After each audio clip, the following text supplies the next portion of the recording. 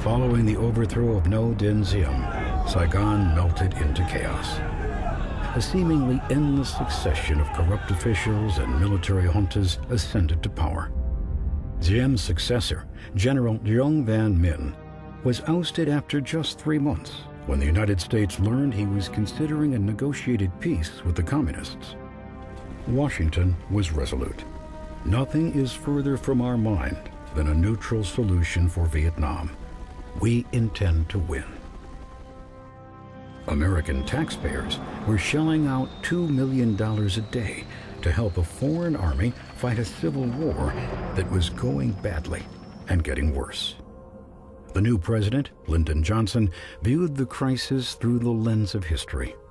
He had seen how appeasing Hitler failed to prevent World War II, and how the loss of China to communism had undermined President Truman's administration. Johnson feared that if he abandoned South Vietnam, there would be a mean and destructive debate that would shatter my presidency, kill my administration, and damage our democracy. If this little nation goes down the drain and can't maintain her independence, ask yourself what's going to happen to all the other little nations. In August 1964, a controversial incident involving 2 American warships supplied the rationale needed for the president to commit the country to war. The USS Maddox was patrolling in the Gulf of Tonkin off the coast of North Vietnam when it was fired upon by enemy patrol boats. 2 days later, the Maddox returned to the Gulf with another destroyer and reported a second attack. These 2 events came to be known as the Gulf of Tonkin Incident. Renewed hostile actions against United States ships on the high seas in the Gulf of Tonkin have today required me to order the military forces of the United States to take action in reply. The president seized on the attacks as a way to justify escalating the war. He asked Congress for authority to take all necessary measures to defend South Vietnam. By the time the Tonkin Gulf Resolution was signed on August 10th, Johnson and his advisors knew the second attack never occurred. But the deed was done. By an overwhelming majority, Congress had given the president a virtual blank check to wage war in Vietnam without further authorization. The president was ready for war, but he wasn't ready to admit it to the American people. As he campaigned for re-election in the fall of 1964, he told his military advisors, "Just let me get elected, and then you can have your war." At the same time, North Vietnam stepped up its support for the Viet Cong. Attacks became bigger, bolder, and increasingly aimed at American installations. Finally, an enemy raid on an American air base in February 1965 provoked a response.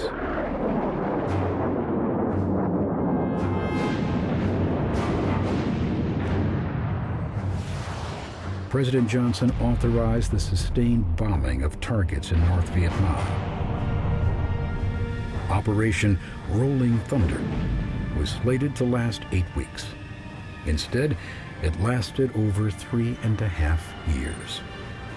More than 800,000 tons of ordnance were dropped on Vietnam at a cost of nearly $1 billion to U.S. taxpayers. But even at that price, the air war failed to make a dent in the resistance.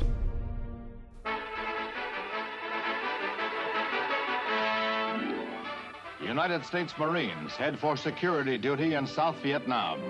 Their landing is at a beach north of Da Nang, where they will guard the American jet airfield against attack by Viet Cong guerrillas and infiltrators from North Vietnam, only 80 miles away. In March 1965, President Johnson committed the first American combat troops to Vietnam. By the end of the year, 200,000 American servicemen were in country, with more on the way.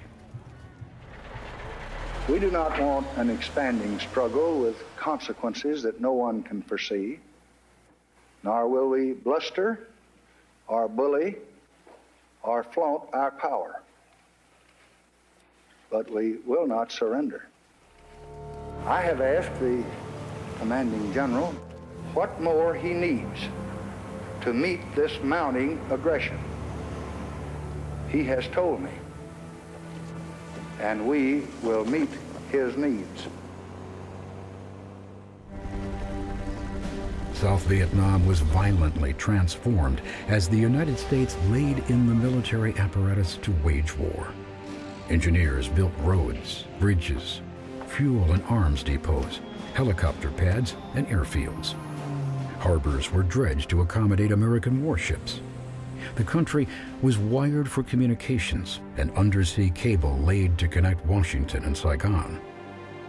By 1967, 1 million tons of supplies each month were pouring into South Vietnam. The U.S. sought to limit casualties through the use of the latest military technology. Long-range artillery and the extensive use of air power saved countless thousands of American lives. Those who were injured could be evacuated and on the operating table within minutes, dramatically reducing the number of fatal injuries. At the height of the war, the skies over South Vietnam were the world's busiest.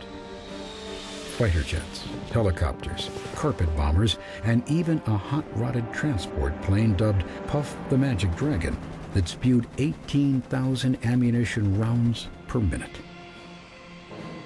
U.S. pilots flew nearly 2 million combat missions during the conflict and dropped nearly every bomb in the American arsenal. Phosphorus bombs, napalm bombs, and cluster bombs that spawned hundreds of lethal fragments.